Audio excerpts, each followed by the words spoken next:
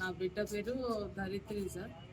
నేను పూర్ణిమ స్కూల్లో ఆయమ్మగా పనిచేస్తున్నాను సార్. నేను బస్సుకి పిల్లలకి దించడము తేయడము నేను నా డ్యూటీ సార్. తక్కిన పనులు చేస్తాను సార్. నేను రెండో స్టెప్ బస్సుకి వెళ్ళి వచ్చిన తర్వాత ముందు ఇట్లా జరిగింది సార్. నేను నమ్మపడము నాకు వీడియో తీసి నాకు కాలేజీ పోరు నాకు ఇప్పించాడు. మా నెంబర్లో వదిలిన తర్వాత నేను ఆ నెంబర్ వీడియో తీసి మా ఆయన వచ్చిన తర్వాత పని నుంచి ఆ వీడియో తీసుకొని మా సార్ దగ్గరికి వెళ్ళాను సార్. వెళ్ళడము మా సార్ అన్నారు, ఈ చోట పనులకి ఎంత పెద్దగా చేస్తున్నారని మా సార్ అన్నారు సార్. నమ్మలేదు. మరి మాటలతో చెప్తే మా సార్ మా జానగ్రామ్ సార్ చెప్తే మరి ఏం రెస్పాన్స్ ఏమి లేదు సార్.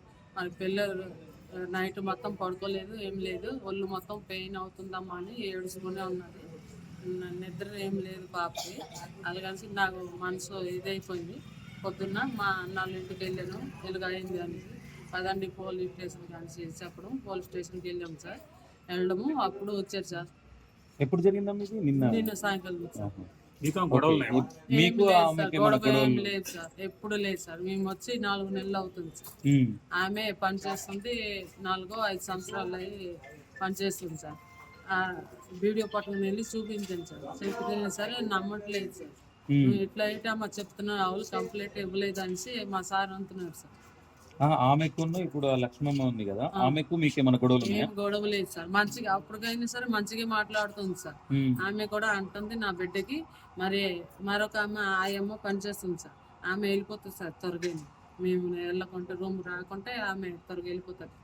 మన నా బిడ్డకి చెప్పిందంట, మరి ఆమె కొట్టిందని చెప్పు, మీ మమ్మీ వస్తే డాడీ వస్తే అనేసి నా బిడ్డకి చెప్పింది సార్. చెప్పడం నా బిడ్డ వచ్చి నాకు ఇట్లా చెప్పింది సార్. అమ్మ నాకు ఆంటీ కొట్టింది, మరి సార్ దగ్గర పట్టుకెళ్ళు చెప్పు సార్ అనేసి నా బిడ్డ అన్నది సార్. అండము ఆ వీడియో నా బిడ్డకి మళ్ళీ పట్టుకొని వెళ్ళి చూపించాను సార్. మా సార్ చెప్తేమో మా సార్ ఇట్లా అంటున్నారు సార్. రెస్పాన్స్ ఏమి ఇవ్వలేదు సార్. మీ సార్ ఏం పట్టించుకోలేదా? ఏం పట్టుకోలేదు. మీ పాప ఆరోగ్యం ఎట్లుంది? ఎప్పుడు బాగాలేదు సార్. కండిషన్ ఏడుస్తుంది సార్. ఇది పెయిన్ అవుతుందమ్మా, అది పెయిన్ అవుతుంది అనేసి ఏడుస్తుంది సార్. ఇప్పుడు ఇక్కడికి మీ స్కూల్ సార్ వచ్చిండా చూడడానికి? ఇట్లా వచ్చారు సార్. పోలీసు పిలిచి వెళ్ళిన తర్వాత వచ్చారు సార్. లేకపోతే రాబోలేదు. పోలీసులు చెప్పేంత వరకు రాలేదు సార్. మళ్ళా మా వాళ్ళ కొడుకు చెప్పాను సార్. చెప్తేమో ఆయమ్మ కొడితే మేమే ఏడ్ చేస్తాము, ఆయమ్మ కాడుకండి వెళ్ళండి అనేసి ఇట్లా గలీజ్గా మాట్లాడారు సార్. చెప్పడము ఇది పనికిరాదు, లేదు నేను హాస్పిటల్ పోతానని నా బిడ్డ పట్టుకొని వచ్చి మా అన్నాళ్ళ ఇంటికి వెళ్ళాను సార్. ఏం చదువుతుంది మీ పాప ఇప్పుడు? మా పాప నర్సరీ పాప సార్. 3 సంవత్సరాలు. 3 సంవత్సరాలా? ఫోటో ఉందా పాప? ఫోటో చూపించండి ఒకసారి.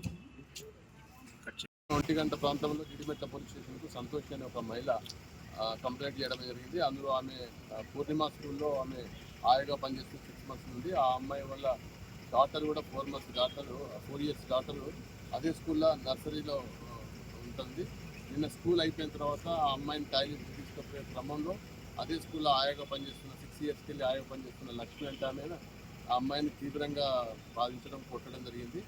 ఆ వీడియో కూడా వైరల్ అయింది సోషల్ మీడియాలో. ఆ పక్క ఇంటి అతను ఈ అమ్మాయిని కొడుతూ ఉంటే తీసిన వీడియోను ఆ తర్వాత అది వాళ్ళ పేరెంట్స్కి పంపిస్తే ఆ పేరెంట్స్ ఆ వీడియో తీసుకొచ్చి మా పోలీస్ స్టేషన్లో కంప్లైంట్ ఇస్తే ఈరోజు మేము దాని మీద కేసు రిజిస్టర్ చేయడం జరిగింది. దాంట్లో ఇమీడియట్గా అమ్మాయిని చికిత్స నిమిత్తం ఇక్కడ ఒక ప్రైవేట్ హాస్పిటల్కి పంపించడం. ప్రజెంట్ అమ్మాయి స్టేబుల్గా ఉంది. ఈ కొట్టిన ఆయాను మేము ఆల్రెడీ అదుపులో తీసుకోవడం జరిగింది. ఆమె మీద విచారించి ఆమె మీద ఆ స్కూల్ యాజమాన్యం మీద కూడా మేము కఠిన చర్యలు తీసుకుంటాం. దీన్ని చైల్డ్ వెల్ఫేర్ కమిటీ వాళ్ళు కూడా ఇన్ఫార్మ్ చేయడం జరిగింది. సరే ఏంటి వాళ్ళకి ఏమన్నా పర్సనల్ అది వెరిఫై చేయాలి. 2 ఆయాలుగా పనిచేస్తున్నారు. మరి అమ్మాయి ఒక్క అమ్మాయినే కొట్టిందా, ఈ ఆయా ఇంకా స్కూల్లో ఎవరినైనా ఇట్లా టార్చర్ చేసిందా అనేది ఒకసారి వెరిఫై చేయాలి. అంటే ఆ వీడియో తీసిన అతను కూడా యాదృచ్ఛికంగా వీడియో తీసిండా, లేకపోతే అంటే బయటకు వచ్చే విజువల్స్ కూడా కనబడుతున్నాయి? అతను ఆ పక్కన ఉన్న అతను ఈ అమ్మాయి శబ్దం వినబడుతుంటే ఏడుస్తుంటే వచ్చి చూసే వారికి కొడుతుంటే ఆ వీడియో తీసిందని చెప్తున్నాను.